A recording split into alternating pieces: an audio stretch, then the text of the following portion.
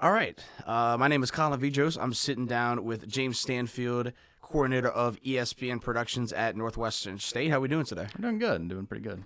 That's what I like to hear. So, you've been at this for about a year. You've kind of done a little bit of NSU athletics beforehand. Talk to me about your experience coming out of college and going into that work field. Just tell me your experience about that. Well, for 6 months after I graduated, I worked here. I never left this place. Yeah. And what we did was, since we knew that ESPN was coming in the near future, what we did was we started to experiment with new things on nsudemons.com using the video streaming platform on that site. And we just experimented.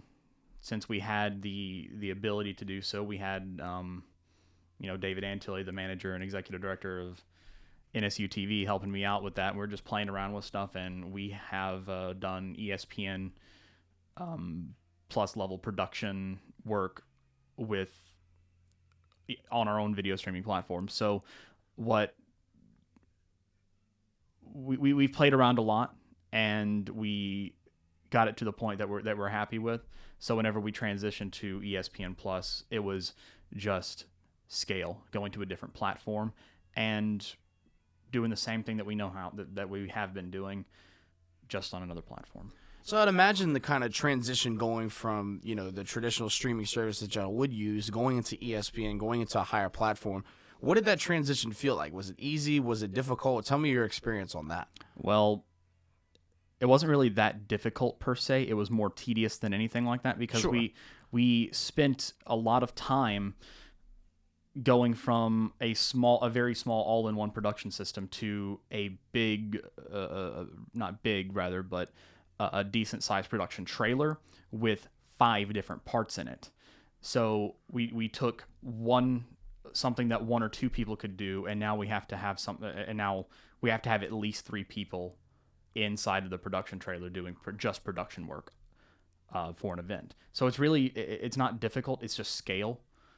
And I feel like that 6 months that I had before we made the transition, just playing around with stuff, made us a lot more confident in our ability to move up and do the bigger scale productions. Yeah, and a lot of what you see nowadays is you'll have the 4 cameras going in and out, and you producing it and you being able to direct that.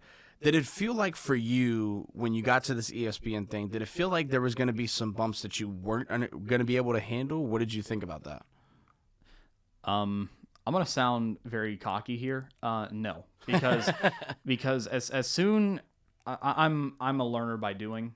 Yeah. So we had the month when we got the trailer in mid-August.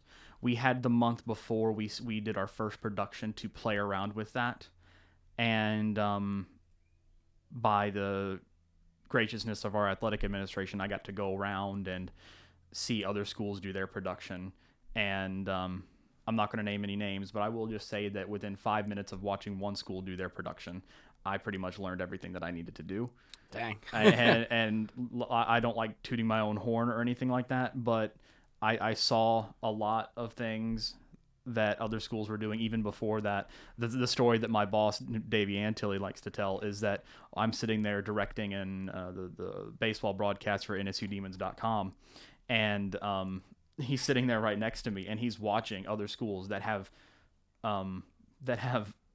bigger production scales that we do, and we are just in terms of production values just completely thrashing them. I'm not going to name any names, of course, but Sure. we were just head and shoulders above that, and we were using prosumer grade JVC cameras that we just have had for years, and a TriCaster system that we've been using for a few years at that point, and just absolutely going to town with it and just really just having fun. Yeah. That's the big thing about this, is that it's all about having fun and telling a good story about sports. Well, and you can see it a lot too, right? I mean, you're covering NSU athletics, so obviously in any athletic sense, there's going to be some kind of engaging moments and stuff that you're going to see on, let's say, SportsCenter, for example. I know we've had a couple of instances where that's been a case, some big moments where they would have a walk-off win or a buzzer beater that would happen. What was the moment that did it for you since you've done ESPN, since during this, or at least since about August or September, what has been the thing for you that you've most enjoyed about doing ESPN? It could be one of the buzzer beaters that we've seen. It could be one of the walk-offs that we've seen, or it could just be something in production side. What did it for you? I can tell you exactly what did it for me, and you were there, and you were calling this game. Okay. Football versus Nichols at home. The final 3 minutes of that game. Yes. Yes. Whenever that was happening, I was like, oh boy. and I knew I knew as soon as that ball hit that guy's helmet, as soon as that happened, I'm like, this is going on a highlight reel somewhere. Oh, it has to be. And it was me thinking that in the moment. I was like, okay, let's not get too ahead of ourselves here. Even though in the moment I was like, oh my God, I'm freaking out. Of course. And I'm freaking out in my head because I want everything to be smooth. So when this does hit the network later that night or early in the next morning or whenever it was, it's been so long ago I've forgotten. Probably later. I think it was an afternoon start, so probably later that night. Yeah. Whenever that happened, it was I've got a knack for this. I've got a knack for presenting the big moments that happen in our program here at home in an exceptional way. And excuse me. It was at that moment I was like, we're doing great. Yeah. And I look back at how we presented that moment. I could play by play what was going on in production and what happened, and all just by memory. At that point, I didn't have trailer cam. Right. Yeah. At that point, we didn't have a camera looking back at me in the trailer, but excuse me, I can still pinpoint exactly what we were thinking and what was going on in the trailer in that moment. It's just such a memorable moment, and it carries me through the many moments in men's basketball, the many moments that me and you had in soccer whenever those games were getting exciting. Oh my goodness. Yes. It was whenever the big moments happened. Most recently, Bo Willis hitting that RBI off the outfield wall. Yes. Where we walked off against Louisiana Tech, which a lot of people thought. I mean, and even Patrick said it during the broadcast. Everybody thought it was a home run. Everybody thought it was just out of the park. And then you look at the replay, and it just barely hits the wall. It hit midway down the fence. Yeah. And that pole was blocking it too, which is that's why you're able to. Yeah. that's why we missed the balls, because the pole was blocking kind of where the ball hit. Exactly. And it's things like that. The pole blocking the big moments. That's just something that we've just got to deal with at some point. Of course. But even then, you can still convey a message even with those shortcomings. We have to adapt with what we have, and I think thanks to the team, we've done a really great job of taking what we have and making the best exceptional broadcasts that we can with what we've got. Even if we have to have me doing half of graphics, replay, and audio at the same time as well as produce. Which that by itself is incredible as it is. I don't know how you do it. I have no idea. I don't know how I do it either. Sheer determination. Hey, whatever works. So let's go into the Louisiana aspect of it. You were saying a lot about you were watching different schools and watching kind of how they were able to do their ESPN stuff. What was the thing that did it for you that you wanted to go into this field and like, hey, this is something that I really enjoy. This is something that I want to pursue. What really stood out for you? Well, what made me want to get into broadcast was not even sports. So that's fair. Watching other shows, more studio productions, and then as soon as my boss here, while I was a student, asked me, "Hey, you want to help out with sports productions? I know you're big, behind the scenes guy." I was like, "Yeah, sure." And it was my first football game operating camera back in the fall of 2019, which seems like an eon ago. That's just like a decade ago. I mean, for real. It is. This September it will be 4 years. Cool. So that's nuts to think about. I don't understand that. It was as soon as I did my first football game here that I was like, I want to do sports here. And we've just evolved it from there. I went from camera operator to doing being the director for basketball, being the director for baseball. I did another 2 football seasons because of the spring and the fall seasons. Another full calendar year of football, and then the rest of it was just production work. I don't think I've really touched a camera in a long time. Yeah. But it evolved from that very first game where I was on the roof of Turpin Stadium, like right by the end. You can do that. I can't.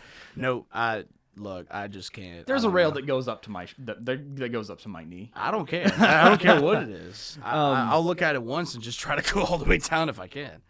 But it was that first football game all the way back in September of 2019 that really just solidified that this is it. If I could stay in Natchitoches, that's great. Yeah. That's what I prefer. But you know, I've explained to some people before that are close to me. I was like, dream would be in the production trailer for NASCAR, for example. The big Daytona.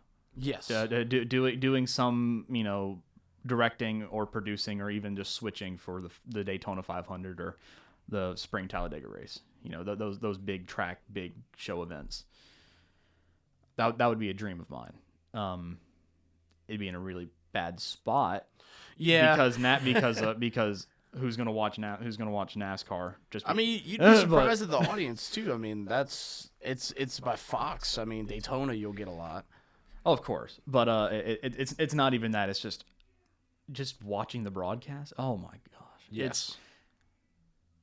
You look at what we have now, and we're almost blessed that we only have 4 cameras. Yeah. A racetrack needs like at least 20. Yeah, that's a lot to manage. Yeah, I don't know how you do that. With one director, I don't know how you do that. Well, you have one director and you have one person switching. It's not like Travis Mitchell, who's our director for. He's right now he's directing our baseball broadcasts, and we're most likely going to have him direct our football broadcast starting here in the fall. He does a great job. What he does in the trailer is he directs the camera operators and he switches. So he's the one who's pushing the buttons to change the camera angles. He's the one who is who hits the button to go into a replay, and making all the visual decisions. Most of the visual decisions. Obviously, as the producer, I can tell him to do something, and he's got the option to do it or not. I give him a lot of freedom to do because he's a student. He's gonna mess up. Of course. He's gonna learn, and I think he's done a pretty good job of doing that. So it's we've gone way off topic, haven't we? But we're fine. But I really enjoy what we do, and I'm blessed. I love the small productions because where the small productions is where the big directors cut their teeth, because they have to get extremely creative with how they use 4 cameras at baseball. Actually, let's just say at our baseball facility, we have 4 cameras, but we only have 3 manned cameras. Yes. The one that's behind the center field wall, we don't man it. We lock it down, and it's a still shot. Yeah. So we have to get very creative with how we use 3 cameras at baseball when other facilities will have 6. And that's where I think the big directors shine the most, is how creative can they get with those 3 angles. So I think this is I love trying to solve those types of problems. Like, how are we going to get this shot when we have 3 cameras doing something else?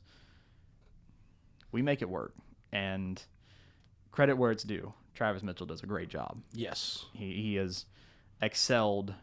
I call him Stoneface Travis for reasons we'll probably get to later. Yeah. But he does a fantastic job, and I'm very thankful that he has said yes to directing football, because we can finally achieve our dream of doing football, with the exception of me as the producer, my dad doing audio, which is still funny. We'll probably mention that here in a minute about staffing. Yeah.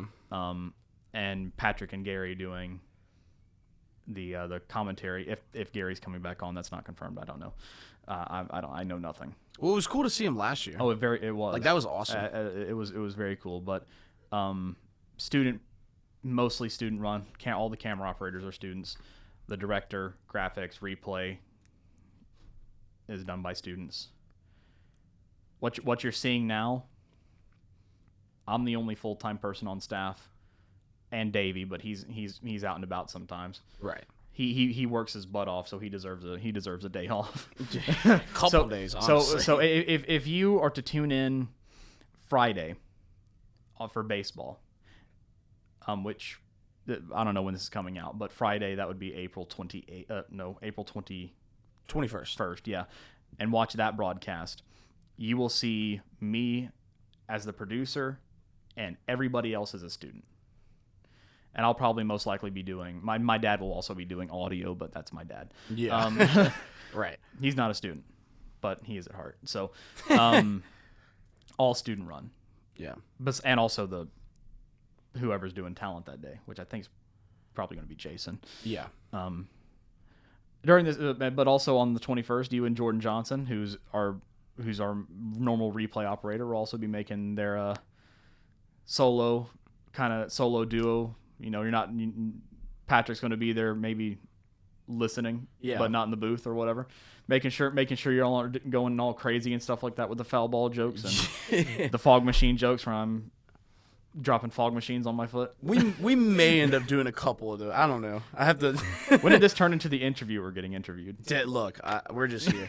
So let's kind of dive into the student thing, because not a whole lot of programs. I mean, you look around the country, especially with big programs like LSU or Louisiana Tech, Monroe, or Lafayette, like those bigger schools that are in the state. You're not really seeing a whole lot of student engagement on the production side. Now, obviously, with LSU and UL and some of these bigger schools in the baseball side of things, they're going to be super engagement-wise. It's going to be incredible for them. But for the students that are actually doing these kind of productions, what's in it for them as far as like experience goes? Because you can talk about getting to do the camera work, getting to do stuff in the trailer, getting to do graphics, audio, that kind of thing. What does it for them, and kind of why do they have such of a draw to it? It's people like me who have a knack for the behind-the-scenes stuff. As soon as they hear, because there's a lot more than you would think there are. Because you would think when someone wants to go into journalism, they want to be a reporter, they want to be in front of the camera. That's not always the case. Right. It's a good chunk of them don't want to have their face shown anywhere. Like me, for example, my concentration while I was in here was broadcast journalism. Yeah. I despised being in front of that camera. So a lot of people want to go into the production side of even just journalism alone. Yes. And kind of like me, one who is swayed from journalism to sports, that's a good way to cut your teeth in the production side, because sports is time-based, it's time crunch-based. Yes. Even journalism is to a degree. Even that's sort of more planned. Sports production is, okay, we have a time where the event is. You got to be there X amount of time before, but as soon as you get there, anything can happen and anything can bust down happening. You always got to be ready for it. And it doesn't matter what it is. No. It just depends on if you're ready for it or not. That's really what it is. Like we were all thinking before the McNeese basketball game. Oh. We were all thinking, okay, this is just going to be another one of those McNeese games. And another rivalry game. Yeah, another rivalry game. The last rivalry game that we had with McNeese, when nothing really. Okay, I shouldn't say nothing. I should say probably the years prior. It didn't really flare up. Yeah. And then it flared up pretty good there, in that season. And that was nuts. And then that happened right at the very end. Like at the start of the game, we weren't thinking, okay, most likely nothing's gonna flare up. I should have knocked on wood. You should have knocked on it a couple times. Because I think I called that one into existence. Probably. And we. But then again, like you said, like you can't prepare for that. We can't prepare for that, and that's one of the moments where I'm very glad for my crew, because my dad told me he was thinking it. Yeah. he can say whatever he wants to, but Patrick was the one who told me he was doing the play-by-play, Patrick Netherton. He was saying, hey, keep this camera shot on their head coach during the handshake line right at the very end. Yeah. And we did that, and then we caught it. But see, that whole situation was just crazy, right? Because you're the first-year head coach, and then you have John Aiken coming in, and it was just like you didn't know what to expect. Didn't have any idea. I heard about the technicals at the when we went to Lake Charles. See, I didn't even read about that. I heard about it, but I did not watch the game. I did not know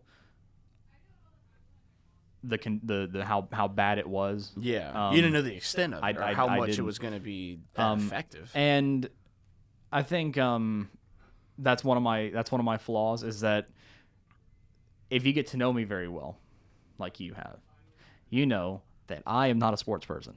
Yeah, I am not a sports person. But it's there for you.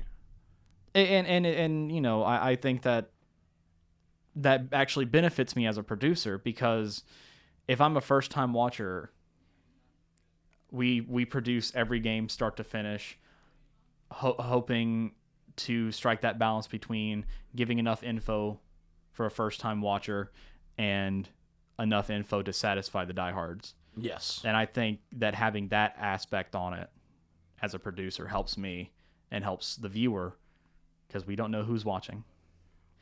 And I don't know how much experience that you have, as in you as the viewer. Yeah. If you're new, I hope you get something out of what we've done. If you're experienced, I hope we gave enough info to satisfy your stat hungry needs. Right. Yes. Some of these baseball people, man, I love them to death. They spit off so many numbers that I don't even know what. Well, and specifically with baseball, it's such a numbers game, and it's such a, you have to be in the right place at the right time for things to happen, or you have to put yourself in position to get ready for it. That's even hard to predict. I mean, that's a whole nother realm. And I've been watching baseball for years, and I mean, I know the game really a lot. I mean, I'm not going to say that it's the easiest thing in the world. It's long as hell. I'll tell you that. Yeah. Fun fact: the very first baseball game that I watched, from top of the first to bottom of the ninth, was the very first baseball game that I directed in the spring of 2020. Wow. So I was before everything shut down. I was thrown into baseball, and I had not watched a single game in full. Of course, you know. But that's also difficult too. Yeah, as all the classic. Yeah. Thank you, MLB, for the pitch clock. Yeah, I played Wii Sports baseball, and that was the extent of my knowledge. That did not help me at all. Well, and like the longevity of baseball is just a whole other tangent we can go into. I mean, that's like the fact that they're like nowadays everything's kind of getting shorter. You're getting 2.5, 3 hour games instead of like the 4 or 5. You know, obviously abnormalities are going to come. You know, you have the extra innings aspect to it. You have so many pitches that you're throwing in an inning, that kind of thing. So, I mean, you know that more than anybody. You're over here trying to produce it and trying to get the heck out of there. But I mean, it's a difficult thing to realize that like a lot of the sports that we are covering are like actually like really impactful, because you can go from really good game on one game of a series to, oh wow, we're not really that good, and then it could just kind of flip back and forth. I guess so. I know you're not super interested in sports, but at least the aspect of like the chance of knowing that something can drop, like that something can happen at the drop of a hat, at the drop of anything. What is the biggest thing for you in making sure that these sports at NSU are covered in the right way? Well, the first and foremost is that we're on ESPN digital networks. We need to be as unbiased and impartial as we possibly can. Sure. That is the only way that you can get true coverage of a game, is when you're telling the stories from both sides. Yes. Because yes, we had DeMarcus Sharp hit 40 points. And this is just an example of what we had to balance in the production side. Yes, we had DeMarcus Sharp hitting 40 points, but we also had a dynamic duo, and I forget the game and I forget the team that we were facing. I think it was right after the Corpus Christi series. I forget. It's been a while. Okay. It feels like basketball has only been a year ago, and it's only April. That season ended. Crazy. Season ended only in early March. And what a year. Yeah, craziness. But there was also a dynamic duo on the other team that Sharp had to face. So yes, we have the 40-point Sharp, and we have the dynamic duo that was also, combined scoring in the 30s. Right. So you have to balance. We covered that, and I think we did a pretty good job of covering it. You have to be impartial, and that's the only way that you can cover it. Yes, of course, every broadcast originating from a school is going to have that home bias to it. Of course. We're not going to escape it. We've done everything that we can to get as far away as we can from it. And like I said, I think we've done a pretty good job. Yeah. So we got to cover it unbiased. The second thing that we got to do is we have to anticipate something happening, even if it's on the opposing team. This goes back into the impartiality, but we always have to anticipate something happening. Yes, of course. And the anticipation, yes, it kills you, because from the drop of the ball or the kickoff or the first pitch, you're kind of on the edge of your seat for 2 to 3 hours after that. Right. It kills you in the long run. You can probably see some gray hairs forming because I'm just anticipating something to happen. But it's the preparedness that you have for the big moments. And if you prepare for the big moments and those happen, when you get to ESPN, you're not sounding like a chicken dying. Yeah. I can show you a clip now where my boss, Davey Antilli, they were playing Tech back in 2014. Okay. And when we won against Tech, at Tech, you can hear the Davey screaming. It sounded like he's dying on the radio call over Patrick's microphone. Oh my goodness! We're trying the football game. Yeah. Okay. Have you seen that? Yes, I have seen. We're trying not to replicate that. Of course. That was such a huge moment too, because that was just incredible.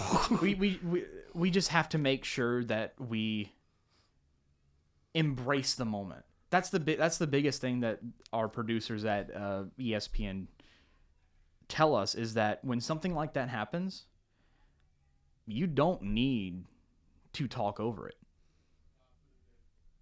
I like how we covered Sharp's buzzer beater. Yes. Because, yes, Patrick did go good for a long time. He did do it. But we captured the moment on camera, and we kind of slowed down in the thick of the moment, which is very hard to slow down when crazy stuff is happening. Of course. But we have to embrace the moment. And I think we did a great job covering that. And I think we've done, I think we known, like when Bo Willis hit it off the fence for RBI walk-off. Poor Jason had to, rush down there. Yeah. But we kind of just stayed on one camera the whole time. We didn't need to switch from celebration to defeat. We didn't need to do that. We just needed to capture the moment. That's sort of the thing where you go to a wide shot, and then you don't frantically take between cameras. You capture the moment very slowly. You give the viewers the chance to absorb it, and it's the same thing with injury coverage. We want to make sure that, especially if it's like Sharp went down a couple times throughout the year, and when we had to cover that, we had to take in the moment that our leading scorer is down and hurt pretty bad. Yes. And we have to convey that properly. Which is not the easiest thing in the world. It's not. No. Your first instinct is you want to talk through it, but you don't want to speculate either. That's the big thing, is that, in the back of your mind, you're thinking of all the implications of this. And you're also watching the replay, and you see what happens to him. We're not medical experts. We don't need to go over the injuries. So we just need to take the moment in, and whether the on-air talent wants to go over the implications of this or not, that's up to the production team. But making sure that in those moments we're prepared to slow down and take in the energy. And I think that's what gives us the good coverage that we do, is because we're always anticipating that moment. Gotcha. Okay. I guess one final thing to kind of wrap this up. So you coming in from being a communication grad, right? Staying at NSU, you've lived here for X amount of years. I don't remember how many. All of them. All of them, yeah. So tell me what your ties are for NSU and not necessarily Natchitoches, but like the NSU community. What have you seen in these past couple years? Because I mean, you've only been in college for what, 2-3 years, I believe. I came in 2019 and left in 2021, which is impressive by itself. Yeah. But what was the thing for you that when you had the opportunity to stay and you chose to stay, what was the reasoning behind why this felt like more of a, oh, this is something I can rock on. Let me see if this works. And if I need to go somewhere else, I can. What was the thing that, I guess, sparked you to stay in the same place that you grew up in? The people. That's probably the easiest question that you've asked me so far. Fair enough. Fair enough. The people here. I'm very parched. So look, you're good. How long have we been talking? Good Lord, It's been a while. Yeah. The people here in Natchitoches are great. Now I can go on and on about the things that I wish we could change about Natchitoches. You've been in those conversations. We're not going to get into them. Yeah, that's for a different KNWD interview. That's for KNWD News. So yeah. Make sure you stay on Spotify for that. No, I don't know what you have plans for. But the people here are excellent. I all the people in the athletic department, our athletic director Kevin Bostien, facilities team Martin, Cody, and Max, sports information Jason Pugh, Brad, Jonathan Zink, Ronnie Pellegrin, Caroline Bland, all of those people. I'm not choicefully not naming anybody. There's just so many people, and they're all extremely passionate about this and getting the best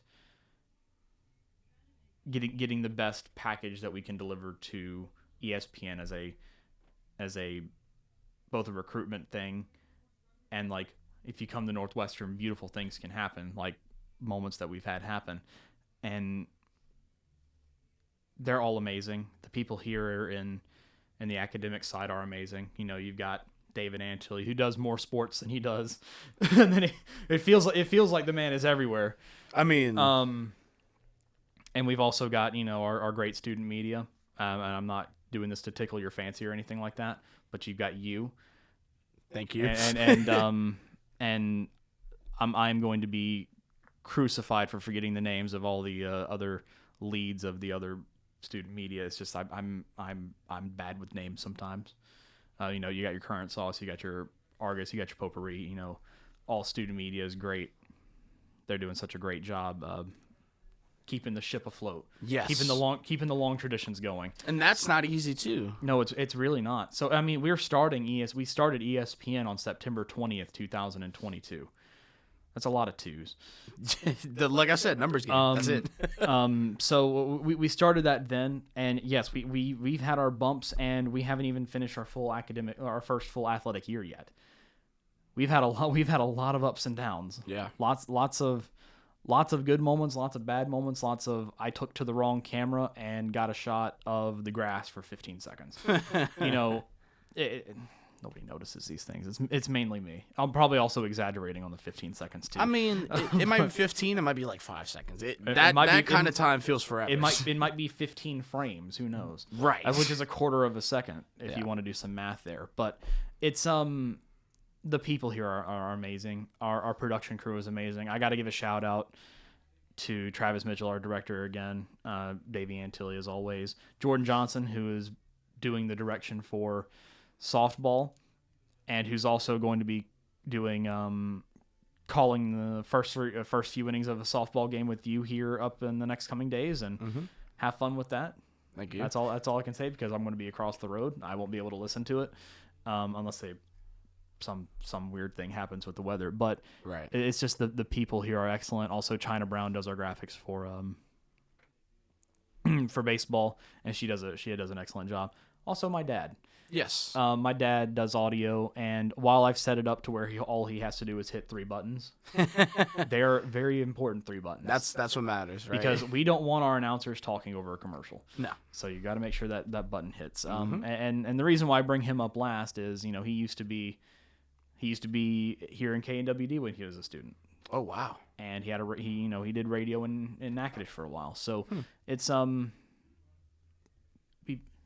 the ties go a lot deeper than just me being here for a while. Yes. It's my dad did student media while he was here, and he was really the one that got me into the broadcasting, because we'd sit down and everybody's gonna hate me for this, but we watched a lot of Alabama football. See, I knew it was coming. I knew it was coming for years. Now say what you want to about Alabama, but those were the moments that we'll cherish forever. And it was, watching those games as well as, watching studio broadcasts that really got me into doing broadcasts as well. And we're not gonna forget that. It's almost come full circle. I used to be a viewer, and then I was a spectator, and then I operated camera, and now I'm running the show. Yeah. So it's come full circle. So really, you're doing all 3 in a sense. Can't wait to go back to just being a spectator. Yeah, for sure. Give me 30 years. Of course. So, gotta have that first. Yeah.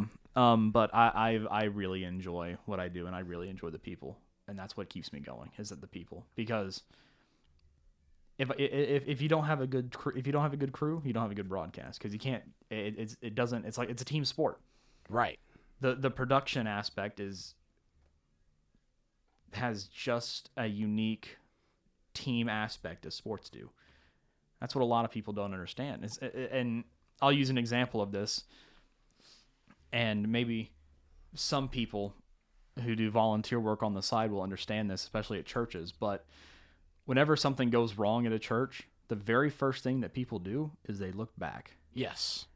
And they're always looking back at the guy in the middle of the window or the tallest person there. And obviously they're all looking back at me. Yep. Which is why I moved my desk out from in view of the window. So it's not an individual thing. It is a team effort. I'm the one who, as the producer, I have to make sure that the talent get the image, and the director gives them the image, and I have to make sure that they're all coordinating that together. Yes. The talent obviously calling the action, the director making sure that the action that they're calling is on the screen. I'm the one who puts that. I'm basically the one that melds the two, and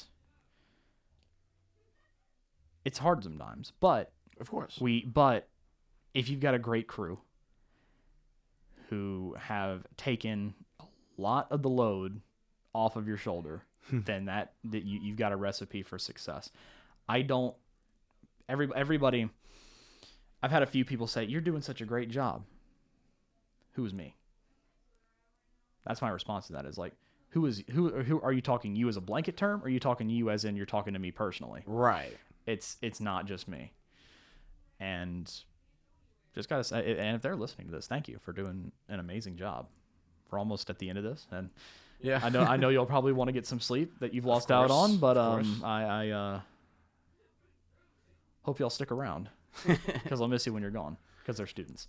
Yeah, I can remember the first time I was doing anything ESPN related. I mean, it was in I'm pretty sure it was like October, or maybe like late. It was September 29th.